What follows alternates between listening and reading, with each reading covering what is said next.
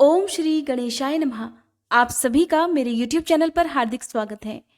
हर महीने के कृष्ण पक्ष और शुक्ल पक्ष की त्रयोदशी तिथि को प्रदोष व्रत रखा जाता है। भगवान शिव की कृपा पाने के लिए और कुंडली में किसी भी ग्रह के दोष को दूर करने के लिए इस दिन उपवास रखा जाता है और प्रदोष काल में भगवान शिव की विधि विधान से पूजा की जाती है।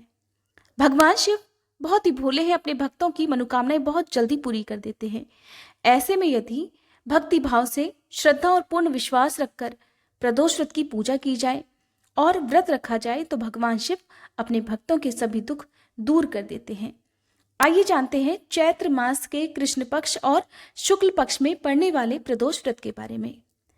चैत्र मास के कृष्ण पक्ष में पड़ने वाला प्रदोष व्रत रहेगा 29 मार्च मंगलवार के दिन और इसी दिन व्रत भी रखा जाएगा। त्रयोदशी तिथि प्रारंभ होगी 29 मार्च मंगलवार की दोपहर 2:39 से, जिसकी समाप्ति होगी 30 मार्च बुधवार की दोपहर 1:19 पर।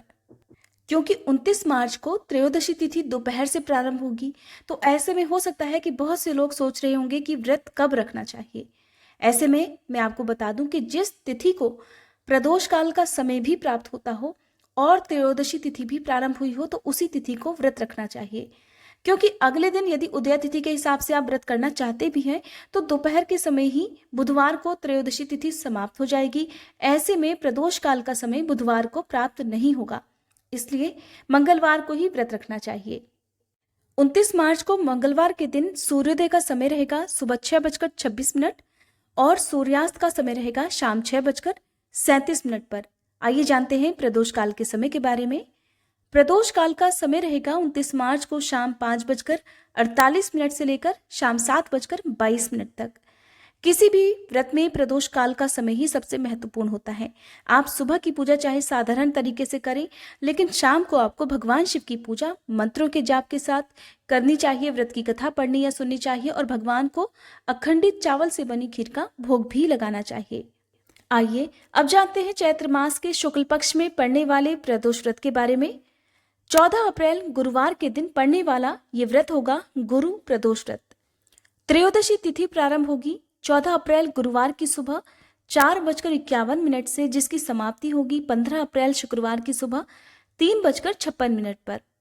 14 अप्रैल गुरुवार को सूर्योदय का समय रहेगा सुबह 6:11 और सूर्यास्त का समय रहेगा शाम 6:43 पर। इस दिन प्रदोष काल का समय रहेगा शाम 5:58 से 7:28 तक। प्रदोष व्रत के दिन भक्तों को चाहिए कि सुबह जल्दी उठकर स्नान करें, हाथ में जल या पुष्प लेकर व्रत का संकल्प लें और उसके बाद एक चौकी पर भगवान शिव और मां पार्वती तथा पूरे शिव परिवार की मूर्ति या तस्वीर की स्थापना करके भगवान शिव को गंगा जल अर्पित करें। फल फूल धूप दीप नैवेद्य अर्पित करने के साथ ही भांग धतूरा बेलपत्र आदि अर्पित करना चाहिए। यदि आप चाहें तो आसपास के शिव मंदिर में जाकर भी पूजा कर सकते हैं या घर पर भी आप पूजा कर सकते हैं। साथ ही आज के दिन भगवान शिव को हरे मूंग अर्पित किए जाते हैं।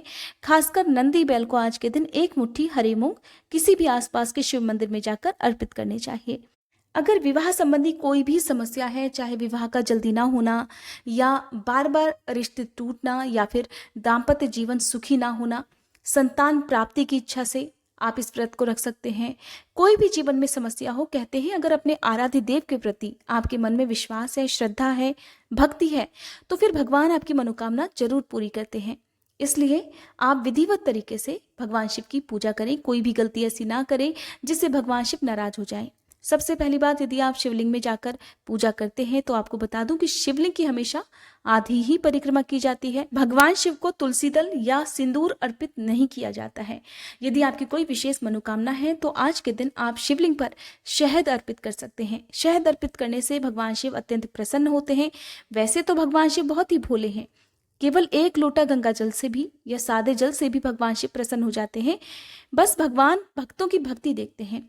यदि आपने अपने रास्ते में आने जाने वाले लोगों का दिल दुखाया है, व्रत के दिन यदि किसी भी प्रकार की जीव हत्या की हो, झूठ चोरी पाप निंदा किया हो, तो फिर ऐसे में किए गए व्रत का पुण्य प्राप्त नहीं होता है।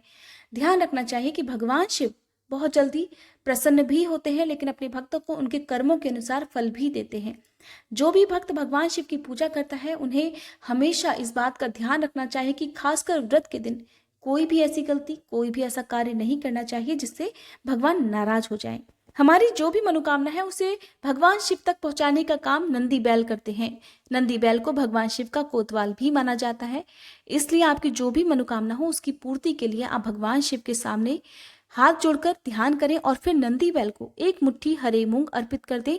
हरे मूंग के अलावा आप उन्हें ताजी हरी दूर्वा भी अर्पित कर सकते हैं और आपकी जो भी मनोकामना है उसे नंदी बैल के दाएं कान में आप इस तरह से मुट्ठी बनाकर बोले कि कोई दूसरा आपकी मनोकामना को ना सुन पाए। इस तरह आप यदि लगातार 7 प्रदोष व्रत तक इस उपाय को करते हैं तो आपकी मनोकामना भगवान शिव अवश्य पूरी करेंगे। ये थी आज की वीडियो अगर पसंद आई हो तो कमेंट बॉक्स में भोलेनाथ की जय लिखकर चैनल को सब्सक्राइब और बेल आइकन प्रेस करना मत भूलिएगा।